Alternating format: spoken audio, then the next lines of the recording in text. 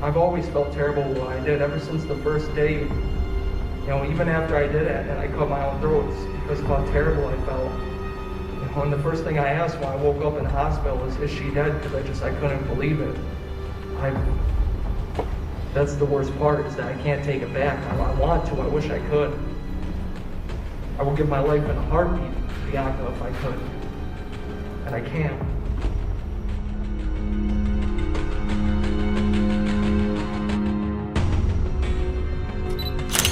This is the story of Bianca Devins, a 17-year-old girl who met a tragic end in 2019.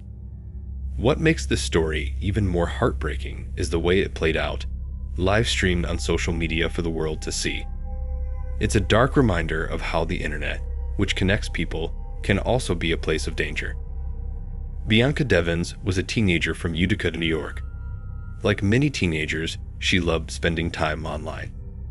She enjoyed chatting with friends, sharing pictures, and meeting new people on platforms like Instagram and Discord. Bianca had a vibrant personality. Her friends described her as creative, kind, and full of life. But she also struggled with mental health issues, which made her a target for people who wanted to take advantage of her vulnerability. One of the people Bianca met online was a man named Brandon Clark. He was 21 years old, 4 years older than her. They connected on Instagram and started chatting frequently.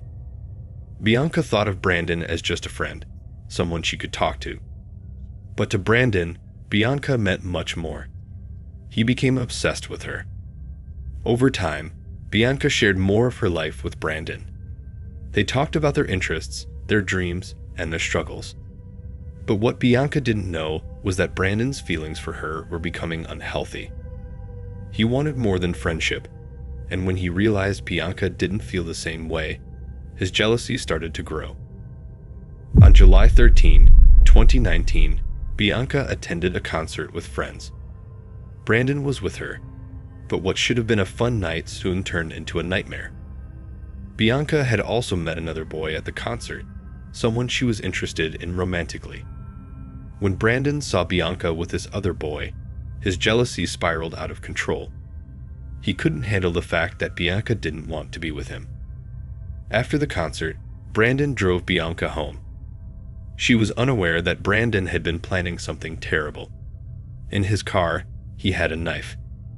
He had been posting cryptic messages online earlier that day, hinting that something bad was going to happen. But no one realized what he was planning until it was too late. As they drove together, an argument broke out. Brandon confronted Bianca about her feelings for the other boy, but Bianca made it clear that she didn't see him as more than a friend. This rejection pushed Brandon over the edge. In a horrifying moment of rage, Brandon attacked Bianca. He pulled out the knife and stabbed her to death. The attack was brutal, and it didn't end there. Brandon then did something that shocked the world. When Utica police arrived on scene Sunday morning shortly after 7, they say that the female victim was already deceased. This afternoon, police tell me that they believe that the suspect left this graffiti message on the ground saying, "May you never forget me," close to where he murdered his girlfriend in his SUV at the dead end of Post Street in East Utica. Instead of calling for help or feeling remorse for what he had done, Brandon pulled out his phone and began live streaming the aftermath of Bianca's murder. He posted graphic images and videos of her body online, sharing them on social media platforms like Instagram and Discord. People who followed Bianca were horrified as they saw the disturbing content appear in their feeds. Word spread quickly.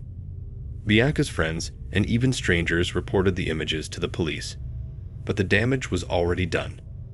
Her murder had been broadcast for anyone to see, and the images of her death were shared across the internet. As the police searched for Bianca, Brandon made one final post on social media. In a chilling message, he wrote, "I'm sorry, Bianca." Then, he tried to take his own life. But the police arrived just in time. They found Brandon near Bianca's body, seriously injured but still alive. Bianca's murder was not just a tragedy for her family and friends.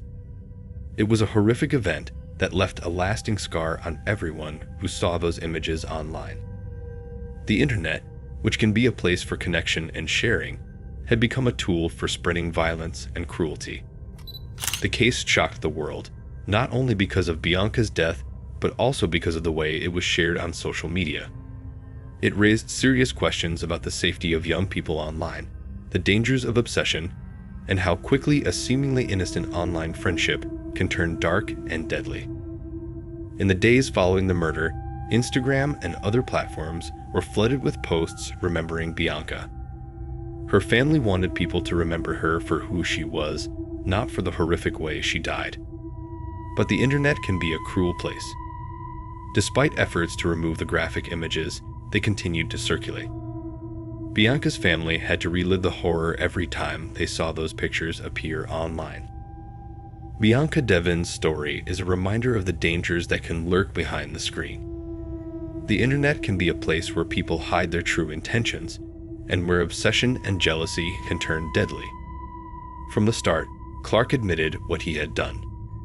When police arrived at the scene, they found Brandon Clark covered in blood. He had tried to take his own life by slashing his neck, but police stopped him just in time.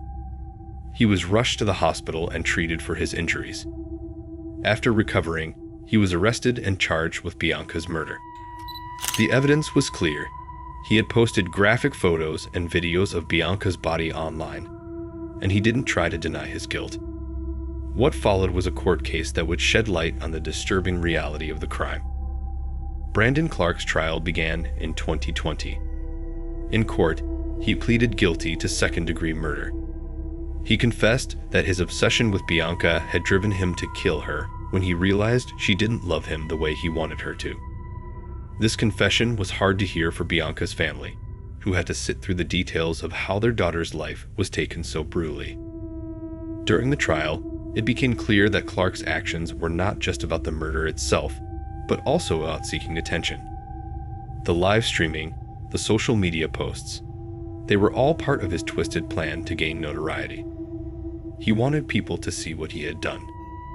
He craved the attention and validation from strangers online, even if it meant doing something so horrifying. But for Bianca's family, the attention was a nightmare. Despite social media platforms' attempts to remove the graphic images, they kept resurfacing. Bianca's mother, Kim Devins, spoke publicly about the emotional pain of seeing her daughter's death exploited online. No parent should have to go through what she did, constantly bombarded with images of her child's murder on the very platforms Bianca once used to connect with friends. The case sparked an outcry from the public, who demanded that social media companies take more responsibility for the content shared on their platforms. Many questioned why it took so long for the graphic images to be removed and why some people continued to repost them even after the murder. The court case was difficult, but in the end, justice was served. In March 2020, Brandon Clark was sentenced to 25 years to life in prison. For Bianca's family, it was a small sense of closure. They knew he would spend the rest of his life behind bars, unable to harm anyone else. But no prison sentence could bring Bianca back. As the world watched the trial unfold, the conversation shifted to how this could have been prevented. How could a young girl's life be taken in such a brutal way? And how could it be broadcast for the world to see? Social media companies faced intense criticism for their slow response to the violent content. Instagram, Discord, and other platforms were accused of failing to protect Bianca and others from the dangers that can lurk online. In response, some platforms made changes to their policies, promising to remove harmful content more quickly and introduce better safeguards to prevent these tragedies from happening again. But for many, it felt like too little, too late. Bianca's case was not the first time violent content had been shared on social media, and without stronger measures in place, it likely wouldn't be the last. Bianca Devins' legacy, however, is not just one of tragedy. Her family, determined to make sure her death wasn't in vain, began advocating for changes to online safety laws. They wanted to protect other young people from the dangers Bianca had faced. They worked to raise awareness about the importance of mental health, online safety, and the need for more regulation of social media platforms. In 2020, the Bianca Devins Memorial Foundation was established by her family. The foundation aims to educate young people about the risks of online relationships and the importance of staying safe on social media. It also provides support for families who have experienced similar tragedies. Bianca's family hopes that by sharing her story, they can prevent other families from suffering the same loss. Bianca's death also led to important conversations about mental health. Her family and friends spoke about how her struggles with anxiety and depression may have made her more vulnerable to someone like Brandon Clark. They wanted to ensure that young people knew it was okay to ask for help, and that mental health should be taken seriously. While Bianca's life was cut short in a terrible way, her legacy lives on. She is remembered not for the horrific images shared online, but for the kind, creative, and loving person she was. Her family, friends, and even strangers who followed her story continue to honor her memory by working to make the internet a safer place for everyone. The murder of Bianca Devins was a tragedy that shocked the world, but it also sparked change. Her story serves as a reminder of the dangers of obsession, the dark side of social media, and the importance of protecting our mental health. Most of all, it reminds us of the preciousness of life and the importance of keeping each other safe, both online and in the real world.